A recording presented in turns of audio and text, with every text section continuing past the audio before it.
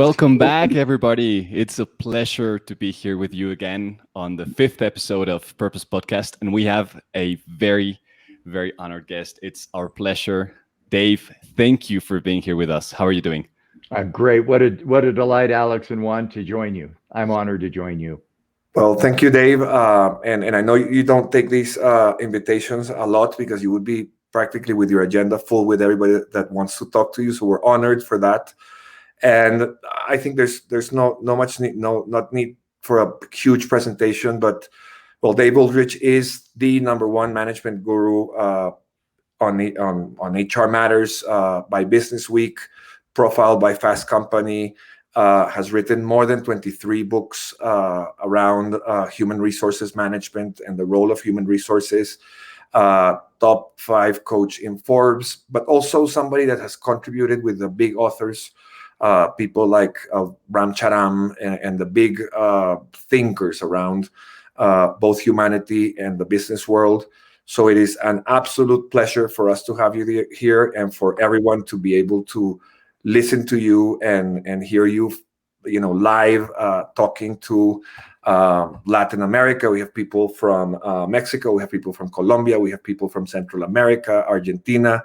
So it is a pleasure, Dave. So welcome to Purpose Podcast, and we want to try and absorb as much as we can. So if we may, we'll jump directly to some questions. And I think the big question, or the question of the time, would be, how do you see the role of the HR function changing after 2020? What did 2020 do to the HR function, in the positive and the negatives that we need to be aware of?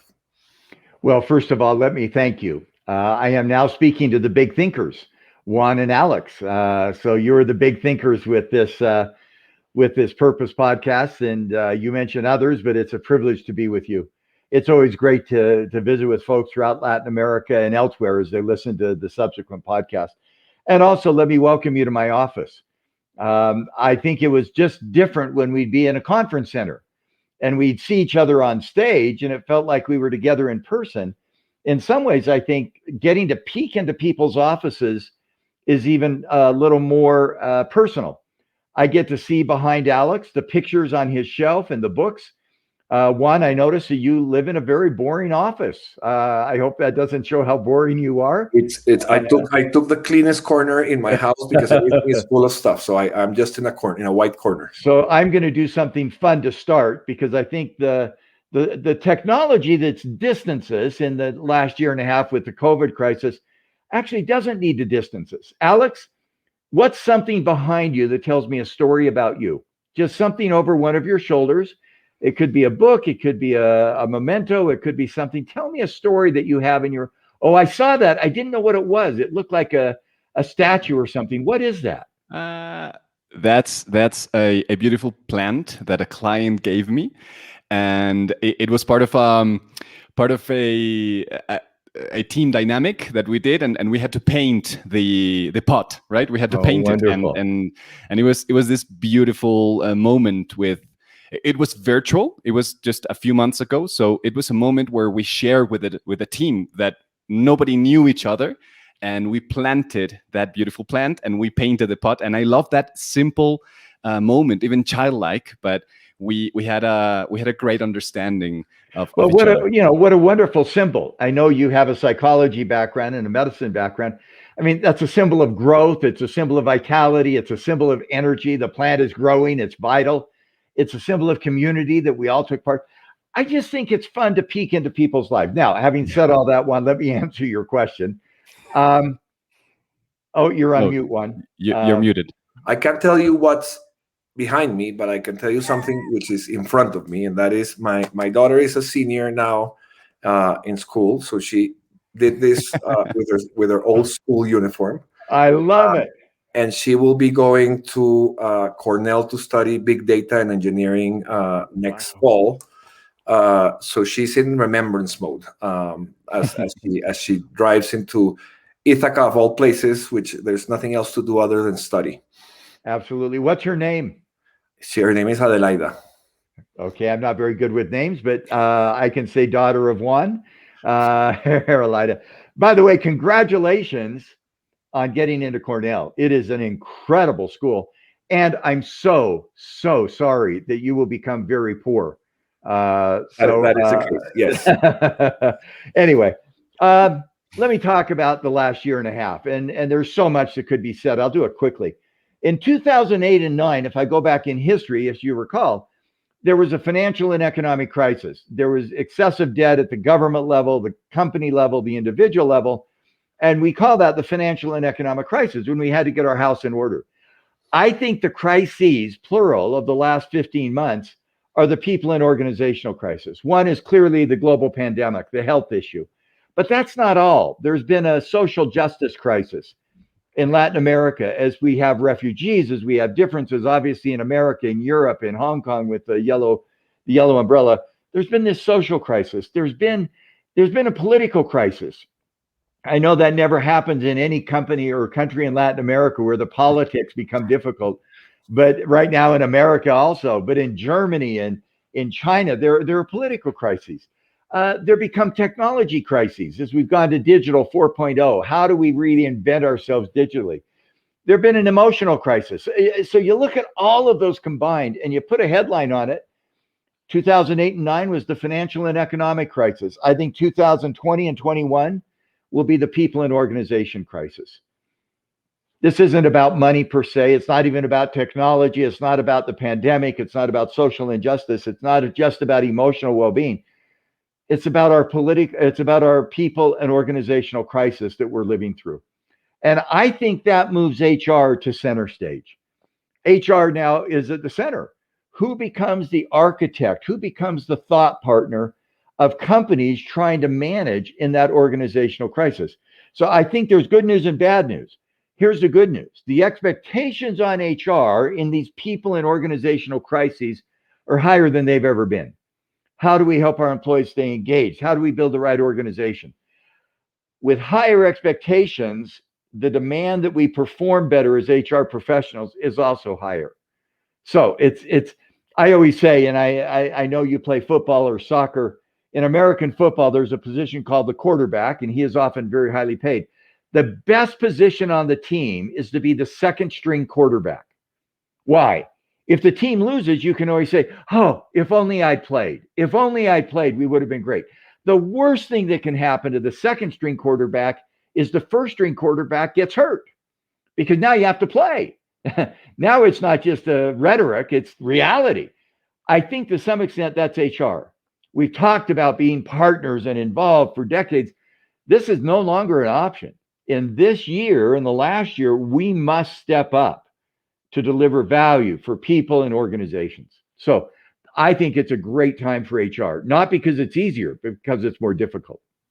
Will It's that maybe amazing. imply changing the model or reinforcing the model, or just making it happen? You know, there's a great saying in French, and I'm going to show you why I don't speak a foreign language with your daughter's name. Plus ça change, plus c'est la même chose. And what that said, I'll have to translate my French. The more things change, the more they're the same. I mean, everybody's gaga right now over hybrid work. You know what? We've worked at home before. And I assume, Alex, if you've done consulting and your consulting business, there are times when you've worked out of your office. You've worked on an airplane. You've worked in a hotel. Of course. Juan, you've done the same, even when you were in a company with FEMSA, with Coca-Cola. Hybrid work is not new. Everybody going, wow, we have hybrid work. We've never seen it. I've worked in my office before. But I think the intensity is higher than we've seen it. The other thing I'd suggest, I get really frustrated when people get on shows like this and they say, let me tell you the new normal. And my comment is, you must be rich. Why? Because you know the future. You know the new normal. You bought Tesla, you bought Google, you bought Amazon, you bought Zoom stock in January of 2020. And you become rich because you know the future. I don't think we know the new normal. I don't know the new normal.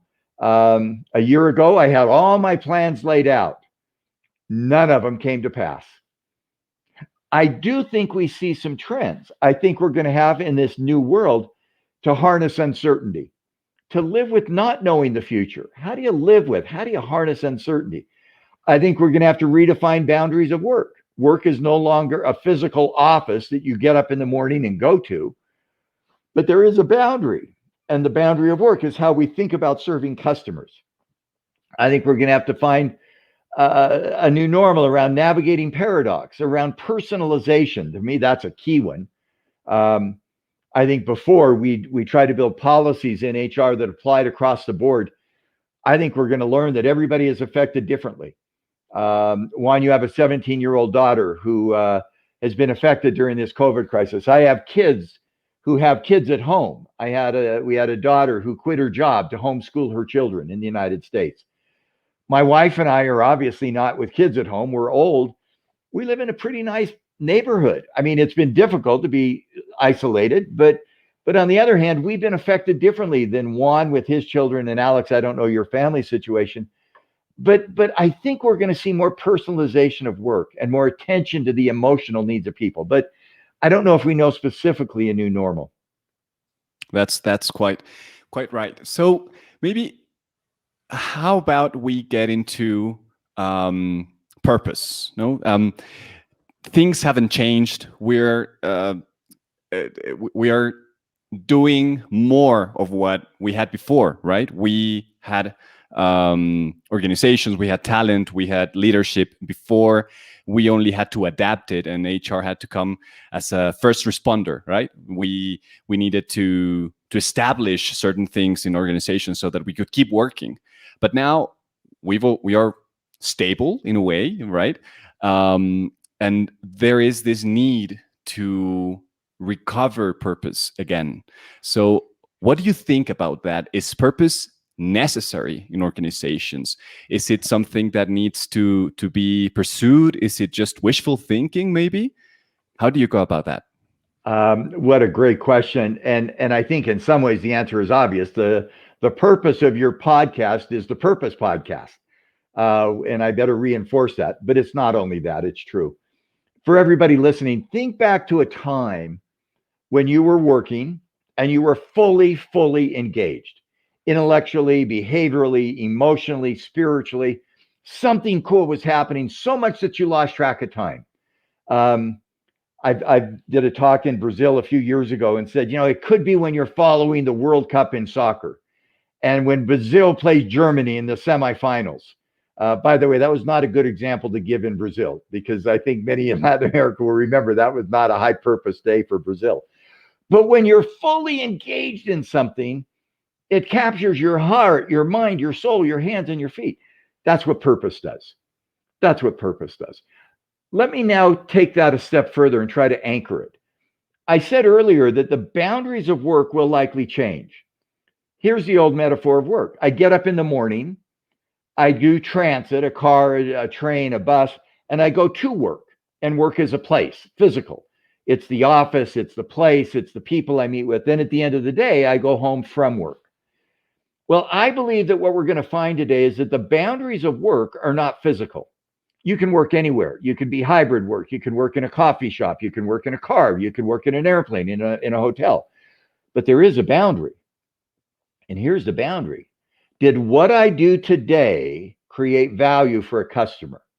Did my work today fulfill a purpose that was meaningful for a customer so that a customer had a better experience with my company?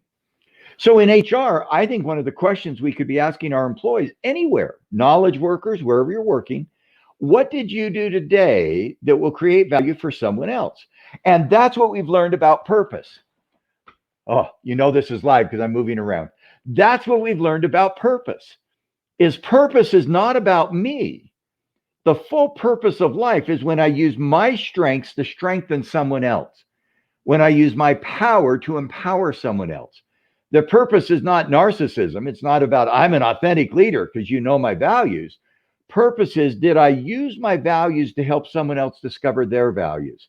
Well, that boundary of an organization, what did you do today to help a customer or someone else have a better experience? That's really the essence for me of purpose, of helping somebody else become better. And I get excited about that. I mean, I've had times people say to me, How do you know if you've done a good job? And the answer is, did I create value for someone else? Did the words, did the ideas, did my work in Coca-Cola, did my work in medicine, did my work in city, did it help somebody else fulfill their purpose? In a bank, did I loan somebody money so that they can get a house, so that they can invest in their daughter's education at Cornell? That's a joke. So that they can live a better life. When that purpose in the company becomes real to my personal purpose, work loses track of time. It's just a great experience. And that's where I think when I saw your invitation to join the Purpose podcast, I was just captured, because I think when we can create that, we create a sense of belief, a sense of meaning, a sense of purpose that I think captures people's hearts and minds. How do you blend, Dave, or what's the exchange between company purpose and employee purpose? And let me reference a book that it's very old, but I really loved it, and you most likely are familiar with it, Firms of Endearment. So yeah, they did this fabulous study around, companies with purpose perform better on Wall Street, but it was around the purpose of the company and the what the company did being something beyond producing or beyond servicing and changing the world around them. Now, as an employee, what happens with your own sense of purpose vis-a-vis the company sense of purpose? So the question I'm asking at the end is, should companies expect for employees to have their own same sense of purpose, or they work separately in tandem? How does that match between individuals and the collective organization work? Well, let's describe it really simple. My fingers are the individuals. This is the employee. My fist is the company. Let's assume that I, an employee, have a purpose. I have something that matters to me, that gives me meaning in life. I look at the company, and the company has a purpose statement. I think the Firms of Endearment study was just exceptional. I think it was a great study. And now we're seeing Mike Beer and some other centers of ambition and purpose kind of organizations. If my personal purpose isn't fulfilled by the company's purpose, those two things will isolate. They'll separate. Or I'm simply going to work and giving my hands and my feet, but not my brains or my heart and soul. There are times when I know people have worked in companies when it doesn't fulfill their purpose, but they're not times that are, you talk about endearment, they're not times of enthusiasm and excitement. They're just putting in the time of day. When my individual purpose matches the organization's agenda or its strategic clarity or its purpose, then something magical happens for both me and for the organization. And that's what the Firms of Endearment found, is that those companies that had a company purpose and attracted employees whose personal meaning in life was consistent, good things happen. I'll personalize this. And then I'd love to see how you found that, Juan and Alex, in your work, in your lives. I think a lot of us ask ourselves, and others ask us as we get coached or as we coach, so what's meaningful to you? What is the thing that really is at your core? And I'll share for me, I love to learn. I love new ideas. I've written a number of books, but I don't want to, there are some folks in our field, they write the same book 10 times and claim 10 books. Basically, it's one book, 10 volumes. I love ideas. I love new ideas. I love fresh ideas. And I love to help other people discover what matters to them. So I learn and I create value for others. Those are meaningful to me. So where is an organization that lets that happen? Duh, a university. That's what universities are about. I hope your daughter finds some professors at Cornell that will help her realize whatever her purpose is. It's not yours, it's not mine, it's not Alex's, but she'll have a purpose. And if she can find a setting at the Cornell, then something remarkably good happens. That's what I think Firms of Endearment found. There are other times, I wonder, and I'd love to hear Juan and Alex, you respond to that. Have you ever been in an organization where the purpose of that organization was not consistent with yours? I'll share one story. I won't name the company, but I have a set of values. I have a set of things I believe in. I was asked to consult for a company and give a talk to a group of about 150 senior managers. Before I gave the talk, they laid out their agenda, their purpose. And I was sitting there thinking, and I won't name the company because that would be very inappropriate. That is not part of my purpose. That is not part of my purpose. And yet I'm being paid to give a talk. And then I had an argument in my head with the spirit in my head. Well, I'll donate more to charity. And the spirit in my head said, that's not going to get you out of this one. Well, I'll give them bad advice so that they'll fail. And the spirit in my said, you can't do that. That's unethical. And then I said, well, I'll just learn from this and not do it again. I bet any of us who've been in consulting have been in a position. And by the way, what that also means is if you're in HR hiring somebody, make sure that the employee you hire, his or her individual purpose is at least aligned enough with that organization purpose. Let me ask you the same. How would you reflect? Both of you, I want to learn from you today as well. That's my passion, is to learn. How do you manage that connection? I have a bit of a different view, because a company can allow you to reach purpose through what the company does. That's one way. Or also, and I'll tell you my personal case, but also because of the position you have in the company, that can allow you to pursue something which is not at the company's core, but happens to be your purpose. So my purpose above all is restoring human dignity. And that's what I'm here for, and that's my mission.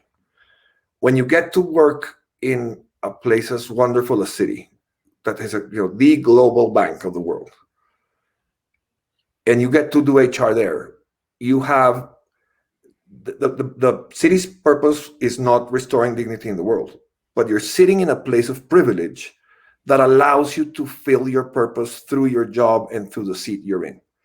So you don't even have to have the same purpose, but when they're complementary, it allows that. And then there's another piece, which is not my case, but some people, because of lack of jobs or other things, need to go to a job that does not fill their purpose at all, but gives them the money to be able to do so. I think that's a much harder stretch. It will be very difficult for me to do it, but that's the truth also. Alex, any comments? And I really want to agree with that comment. Alex, any thoughts? No. I'd love to hear your comments on Juan's perspective. But I think these moments, like what we're doing right now, fulfills my purpose, which is also learning, but also sharing with other people, right? Sharing knowledge and sharing the ability to think outside the box, to think about other things that they haven't thought before. So bringing knowledge from other places, that fulfills me beautifully. So what are your comments on that? Let me agree with both of you. I said earlier, one of the things I think we'll see more of is personalization. And Juan, that's the thing I put at the top of your comment. Organizations become a setting where people can find their personal needs being met, either at work or not at work. And if they're at work, that's wonderful. If Citigroup creates policies that help restore human dignity through their loan structure, through their investment structure, that's wonderful. On the other hand, there are times when work is a setting that you get something, then your purpose can be outside. One of the stories I love, it's a woman, her name is Donna. She's a friend of our family. And we did a book, my wife and I did a book called The Why of Work. Why do people work? What's the purpose behind work? And Donna said, I have the greatest job in the world. And I said, Donna, how can that be? Donna was a toll booth operator. So I don't know where you live in Latin America, but you've all been experienced. You drive to a toll booth, you give them the currency, and they give you change. I can't think of a less learning, value-added job. I mean, it's literally 7 or 8 hours a day of complete automation and drudgery.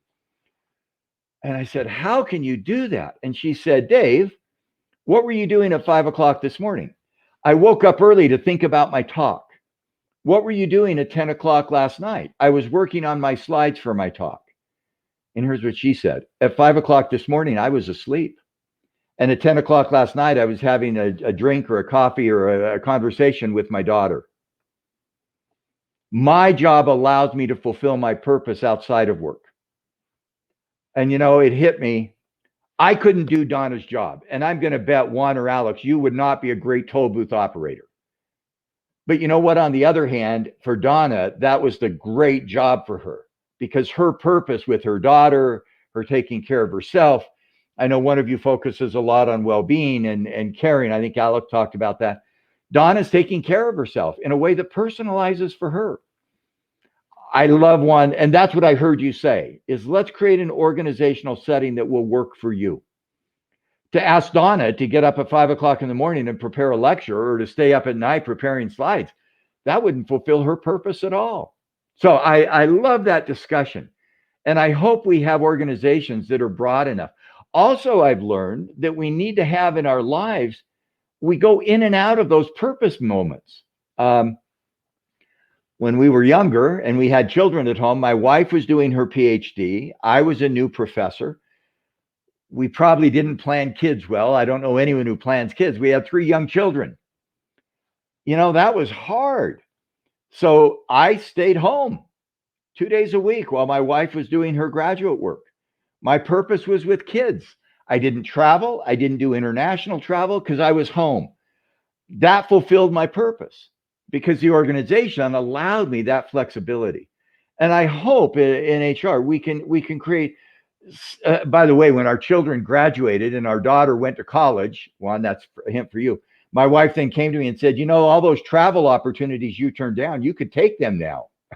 Think about that. If you're gone more, that's okay. That was a joke. She didn't say that. We get along very well. But our purposes evolve in our careers. And I hope as HR people, again, the word I put on that is personalize.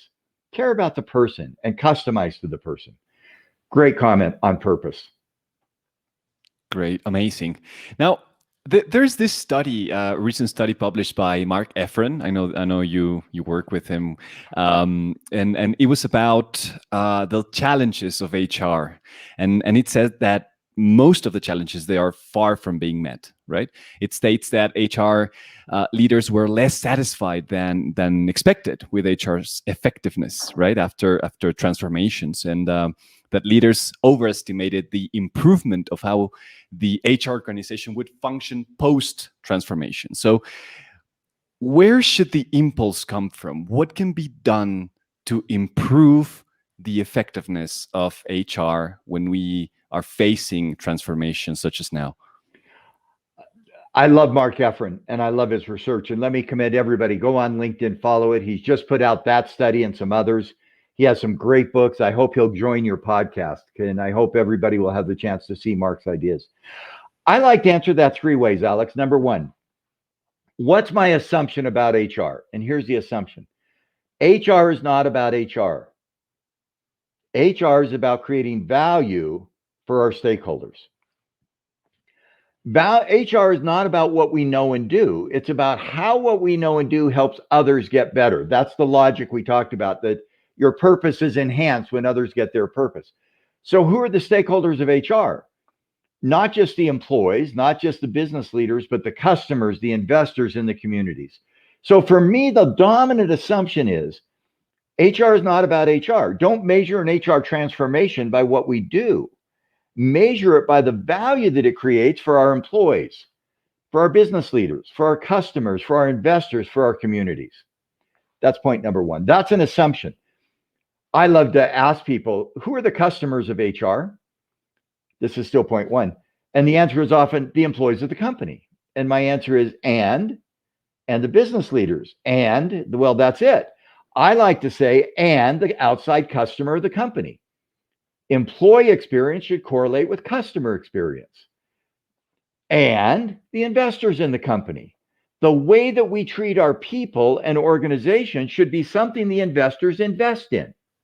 And our communities where we live and work, the community reputation. So point number 1, HR is not about HR. It's creating value for our stakeholders. Number 2, what unique value do we create?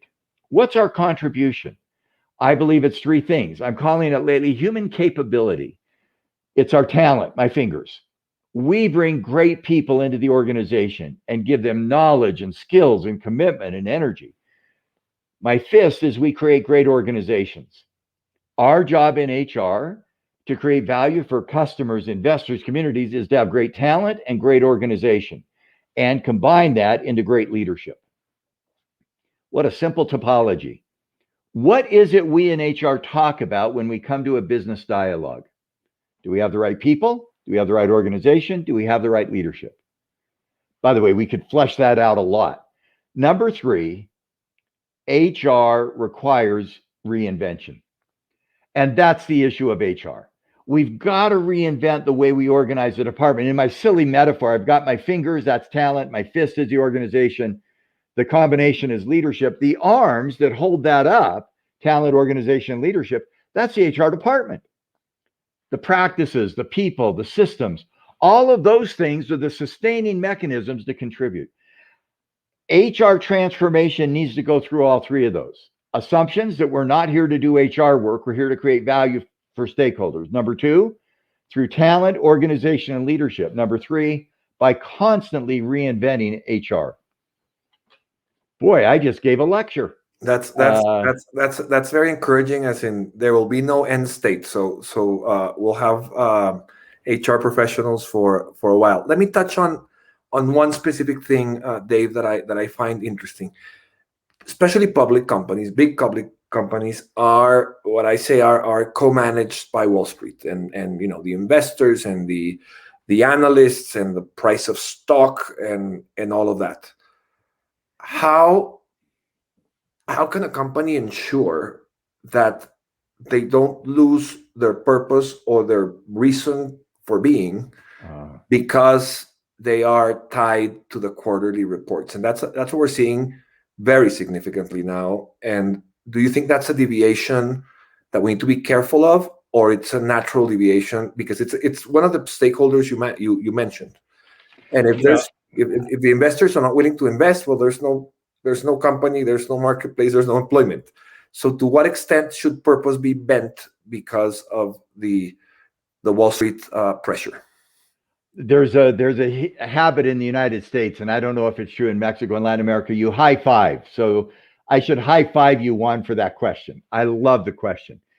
Let me answer it with a short history lesson. In November, I think it was 2019, about a year and a half ago, there's a group called the Business Roundtable. It's 180 CEOs of big global companies. They sent out a proclamation, and they said profits and purpose. And they started to declare in purpose, ESG, profits and purpose, blah, blah, blah. I think they had it wrong. By the way, that stops you. Here's the word they had wrong: profits and purpose. This is not and. And implies they're separate things. Monday, Wednesday, and Friday, we'll do profits. Tuesday, Thursday, and Saturday, we'll do purpose. No. My statement would be profits through purpose, profits through people, that you've got to connect those two. And there's evidence to that. And one, I hope our HR professionals, wherever they're listening, get this. We're not just managing purpose and people and all the talent and organizational issues for ourselves. We're managing them so that investors have more confidence in our future. Our purpose, our people, our processes, if I stick with the P's, purpose, process, people, whatever the P word is, whatever we do inside the company will give our investors confidence in our future profits. What does that mean? We'll have a lower cost of capital. If the cost of debt is 5% and we have a better internal organization through HR, we'll pay 4%. If the stock price earnings ratio in our industry is 10% and we have better people and purpose and profits, or people and purpose and process, we'll get a 15%. I used to compare Coke and Pepsi's price earnings ratio. Two firms in the same industry with the same cash flow do not have the same price earnings. The investors valued them differently by up to 20%. Why? It's not about the profit. Let's assume we both make 100 in profit. Why does one of those firms get 120 and the other get 100 in market value? It's because the investors see value behind the future profit. What is that value? It's talent, organization, and leadership. And the investors, I think today, by the way, one, I won't tell you which firm it is that seemed to be I am very grateful to know which one it is. Yeah. Well, you spent 20 years in the right firm. Anyway, but I don't want to offend the other firm. But the reality is, as an HR person, the ROI of HR is not return on investment, it's return on intangible value. What's the intangible value that an investor that has either debt or equity or a parent company investing in my division in whatever country in Latin America, they give me a premium?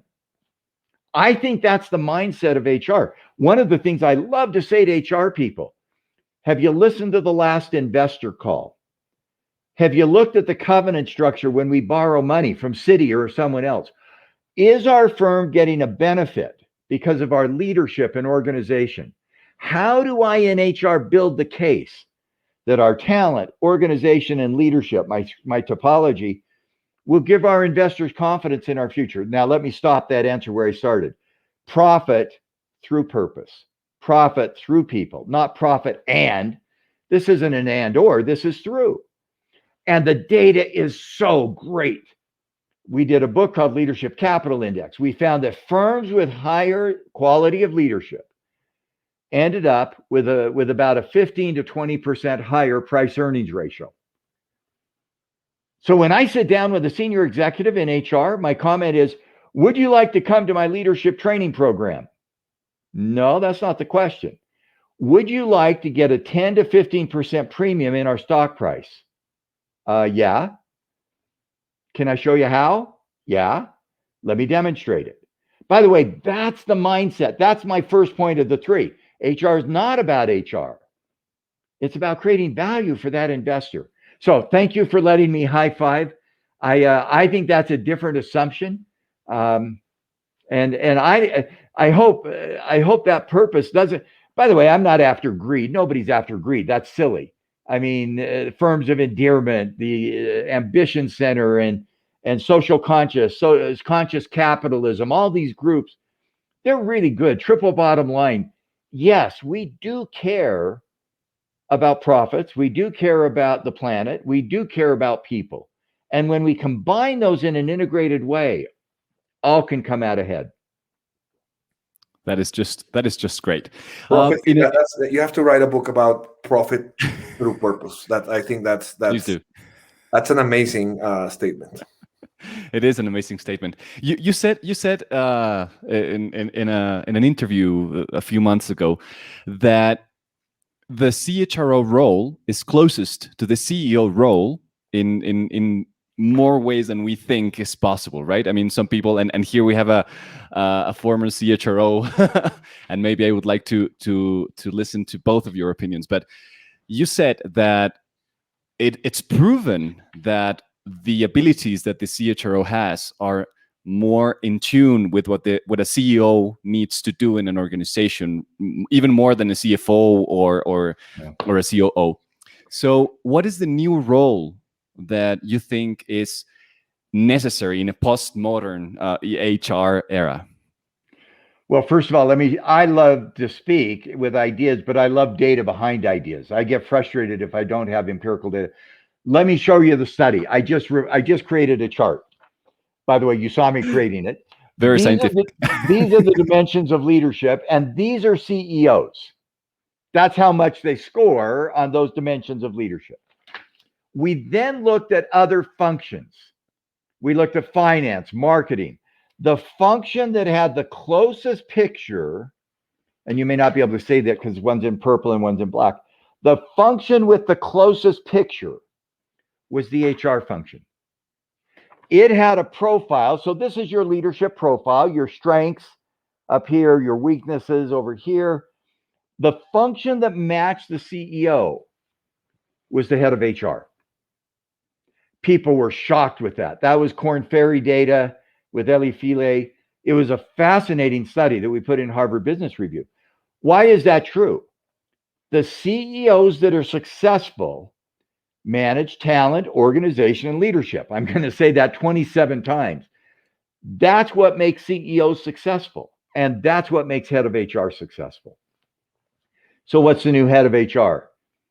I think the head of HR becomes a coach to the business leaders, that you help the business leaders one-on-one develop their skills and their gifts and their talents. I think you become an architect of talent, organization, and leadership. I think you become a designer and a deliverer. You don't just have ideas. And most powerful, I think you deliver. I know you just had a podcast for a presentation that it isn't just purpose without practice. The purpose podcast that you're doing has to turn into practice. If it's just an idealized purpose statement, that's a great idea, but it doesn't have impact. One of the first books I wrote, and I guarantee nobody's read it because I think it sold 10, it didn't sell very much, was called Learning Capability, Organization Learning Capability. The subtitle was phenomenal. I like the subtitle. Generating and generalizing. So you get new ideas, you share them, but then the last 3 words, ideas with impact. Ideas with impact. I like those 3 words because in doing purpose, it's a great idea, but if it doesn't show up in impact, it's an intellectually fascinating idea, but it doesn't happen. I think we've got to turn our rhetoric into reality, our purpose into practice. And that's the strategy plus the execution. By the way, if you execute with a bad idea, you're not going to be successful. We'll call that American soccer. Yeah, we execute, we don't have a good team. But if you've got a great plan and you don't execute it, that doesn't work either. So it's both the idea and the impact, purpose with practice, rhetoric plus resolve and results. And I think that's what the head of HR has got to begin to do. You coach, you advise, you frame, you architect, but also you turn ideas into practice.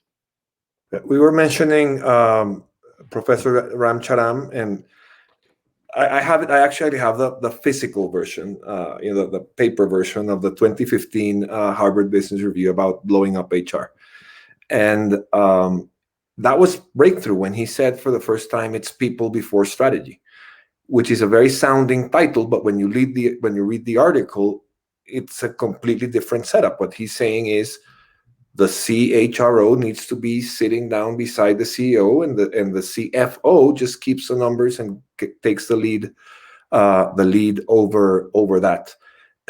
Coming to that, Dave, for somebody who's new in HR and studied industrial engineering or studied psychology, and we get involved into 200 process and filling out forms and using these modern tools that do the flow of the approval of an offer and all of those things.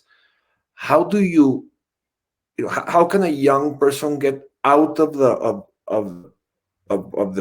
obsession with HR, with processes, and start building something that's worthwhile? Well, first of all, I hope the next generation is better than the present. I always believe that we should invest in the next generation.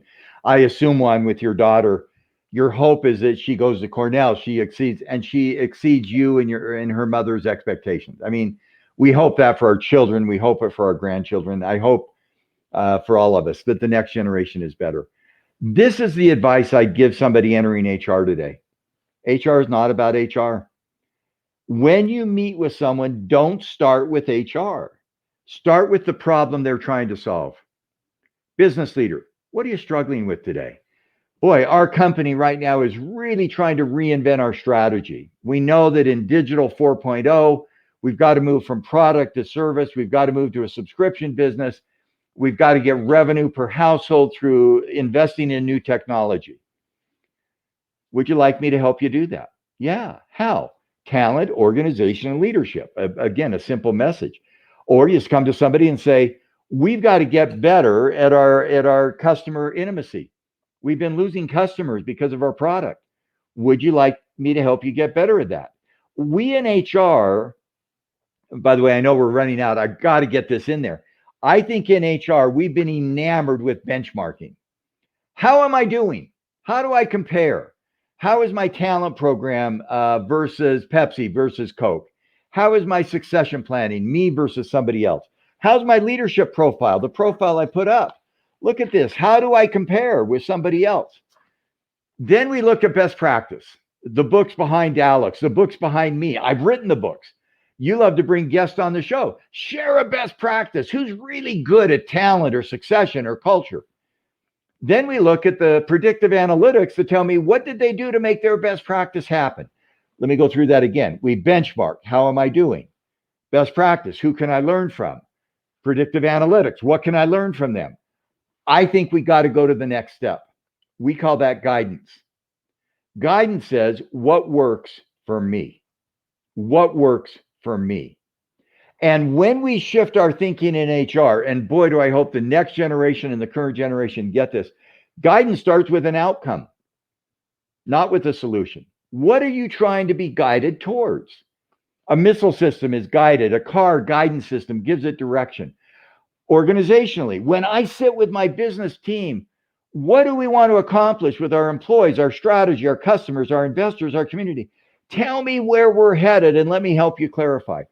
Then I, in HR, will give you guidance. I'll help you know where to invest in talent, organization, and HR and leadership to help you get there. By the way, that is such a cool change conversation. But I'm not, by the way, we may find in this system that this skill set here, you're really good at. But you know what? This is the one you got to be better at to be successful. Because that's what we found is going to help our customers and investors. Give HR, give guidance. Where should we focus? RBL.ai, www.rbl.ai, artificial intelligence, or that's our guidance system. We put together a tool to help you do it. It's free. That's my life stage. I want HR people in the future to sit with business leaders, not benchmark, how do I compare to someone else? Not best practice, who's really good, I can go learn from them. I'll get a case study in a book. Not predictive analytics, what did they do? But what should I do? That mindset, Juan, for me is where I hope the field of HR is beginning to move. It's great. That I think it's great. I mean, changing to that organizational guidance system is a way of developing the role even more and helping the organization even more. But I would just like you to elaborate a little bit more on what is the main struggle we face when we're trying to change that view in current organizations. Great question. I think some of the struggle, 20-60-20. 20% of our business leaders already accept it. If you work for one of those top 20%, bless you, run with it. 20% of business leaders may never get there. Why? Because they never saw it, they don't understand it, that's not their heritage, that's not their DNA. I hope we in HR don't get enamored by the bottom 20%. If you're in a situation where your business leader doesn't see talent, organization, and leadership, human capability as part of their success path, move on. It's not going to help. And we've all seen those. I've consulted with some. I know you've consulted with some. I could tell funny stories about that. HR, the same is true. Find the solution that works for me and then have the courage to start small. Now, you say, if there was one piece of advice, what would you give? Are you ready for it? Yes. Listen to the Purpose podcast, all 10 episodes. I know some of the people coming on. Greg McEwen. Greg McEwen's going to come on. He did the Essentialism book. He's got a brand new book that just came out this last week. Effortless. It's great. Greg is a great thinker. He was the actually co-author of the book Multipliers by Liz Wiseman, but Greg was really the architect of those ideas. I probably shouldn't have said that, but Greg is just really, really good. Listen to the Purpose podcast. But here's what I want you to listen for. Don't listen to what people are doing. Listen for what you should do because of what they've done. Because if we try to copy someone else, we'll never be as good. We'll never be as good. So find your guidance. What works for you to fulfill your purpose? Remember Donna. She's a toll booth operator. For her, that's the best job in the world because she's got a daughter at home. She can spend time with her daughter. For me, that would be a horrible job, but that's okay. Find your purpose and then to get the guidance that works for you. That would be my advice. Dave, one last question as we hit the top of the hour. And I must say, we're precious of your time, but I would be happy to do this on a non-ending a non-ending conversation. Most people, and it's very interesting, most people will tell you that they found their purpose through something that happened to them, like an epiphany or things, very different things. Let me get into a personal question. What made you become the Dave Ulrich? What was the seed? What was the light? What was the bright star that appeared one night in the sky that made you be who you are and as passionate as as you are about these things? I'm not sure there was one. But before I answer that, I've got to do a shout out to Ernesto Usher, who's a colleague that we all share. I know he introduced us, and I now owe a gratitude to Ernesto for having made this conversation happen. Ernesto, you're the best of the best. Gracias. He's referring to Ernesto Usher, who is the one of Dave's partners in RBL that has helped many companies in Latin America. And it's a great partner who taught me one thing that I will never forget, which are the 5 B's. I hope I can remember: buy, build, borrow, bounce, bind. Anyway, yes. Let me share a story that my wife, who's a very good psychologist, taught me. Everyone we know has had a failure, whatever it is, professional, personal. It could be a failure physically, it could be a failure emotionally, it could be a social failure, it could be a business failure. Think back to how you felt in that failure. I've been fired from a job. I've had research not accepted. Think back to the emotion. I was despondent. I was discouraged. I couldn't do it. I was in trouble. Then think about how critical was what you learned from that failure to your current success. It may have been a relationship. I had a relationship that didn't work, whatever that relationship might have been. What did you learn? And how is your relationship today different? Well, for me, that's part of what gets me in this field. I love to think about organizations and people and systems, and I don't always succeed in my thinking. But the failure is an opportunity to learn. If I could, I'd go grab it. But I made a pillow for my wife for her sofa in the other room. It says, "I'm not failing, I'm learning." And for me, that's a slogan that she taught me and I've taught me is, how do you find that North Star? What are the lessons you learn out of your disappointments? For me, it's learning those lessons to create value for others. I may have failed when I got too interested in myself and not somebody else. I got to quit doing that. I may have failed when I thought about the activity more than the outcome of the activity. I got to quit doing that. So again, when I got captured in this field by organizations, I just love thinking about people and organizations.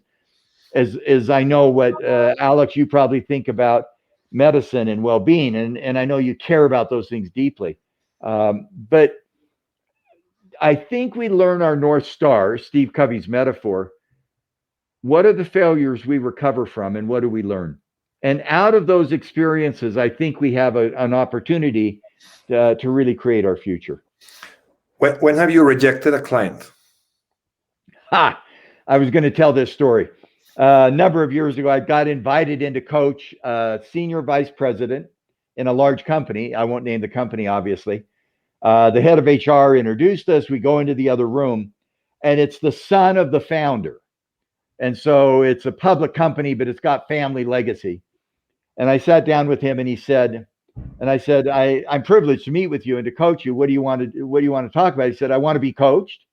And I said, that's helpful. Are there issues that you're concerned about that you want to improve? He said, no, but my father, who's the head of the company, told me that I had to be coached by somebody who had written a book about coaching so that I could tell the executives that I'd been coached. And I said, is there anything specifically? He said, no, I want to tell them I've been coached and you have a name. By the way, it was 3 minutes. I opened the door. The head of HR was still standing out there. And he looked at me and he shook his head and he said, I didn't think this would work, will it? And I said, no, this isn't going to work. I mean, why did you insult me? I mean, I'm not even going to charge you for the wasted day. But I mean, that's where I said the bottom 20%, there are some people who simply will not be able to change. And I feel bad. By the way, if I told you the company and he was now the head of the company because of family, you'd sell short your stock. Because but I wouldn't do that, obviously. And I think I want clients who want to learn. Mhm. And I want clients who say, Dave, I don't need you to give me the solution. I need you to to help me discover the right process. If you make a mistake, we'll learn together. And by the way, I hope in your consulting, you're doing the same. Let's discover. Let's figure out what's working. Anyway, this is so fun. What's the message? You've just listened to me for, I think we've been on 55 minutes. What's one message you take away from this session? I love to, by the way, I've got this page of notes from your conversation so far, and I've got this page of notes. This is my commitment to learning. But what's one message you take away so I can learn from you? Well, mine is profit through purpose. That's, I mean, if I could just summarize in one sentence, it is that. I mean, HR is not about HR. It's about making the company succeed and giving back and developing things. But profit through purpose is something that I take away from this. Thank you. Thank you. Yeah, Juan, I think that is the big conclusion. I love something which was not explicit, but I think it's very important to understand when you talk about talent leadership strategy and you talk about the two arms that are held. In a way, it's clearly stating that the work around talent strategy and development is not an HR job; it's a leadership job. And we cannot expect the HR professionals to create leaders, create purpose, create, it is in the manager, in the leader, the HR function lives, not in the HR department. I think that's my huge takeaway. I'd agree with both of those. And my What about takeaway you? is my takeaway from the two of you is I made a note as we talked and got started, and I circled it here to really begin to focus on the issue of purpose. Purpose drives what we know and do. And don't be afraid to say, this is my purpose. And I think this kind of podcast, I hope, I mean, the goal is not what the three of us say. The goal is what those who listen live or listen through YouTube or internet will listen to. Our purpose collectively is to help you create your purpose. Our job as a leader is to use our power for you to be empowered, to use our strengths to strengthen you. I hope you'll follow me on LinkedIn. I'm on LinkedIn a lot and trying to learn with others. That's where we... And you tend to answer the comments, which you take a lot of time in answering and being part of the discussion. I do. I take an hour or two every day. Because LinkedIn, for me, what I love about LinkedIn is I don't know who made the comment. It could be a senior vice president of a big company. It could be a first-line employee. It could be a student in Pakistan. But I want to learn from the comments. I'm less worried about the status of the person, and I'm more worried about the quality of their ideas. And for me, that's a message from these icons in the back. Martin Luther King. I'm not worried about the color of their skin. I'm worried about the content of their character. That's one of his lines. Sheikh Zayed, one of the leaders in the Mideast who established the United Arab Emirates, he was worried about the humanity. And I love your line, restore human dignity. I mean, he was trying to restore human dignity to the people who lived in the UAE. And I hope that we can do that. LinkedIn is for me a way to do that because I'm less worried about title. By the way, there are some people with high titles that have stupid ideas. Now I try not to say it that way. Always. And there are people that don't have, I don't know what their title is. And I go, wow, that was really helpful. I need to learn from that. So I'm on LinkedIn quite a bit. Thank you. Dave, thank you very much. And I should mention RBL as a vehicle of thought, as a think tank also. There's a lot of material there.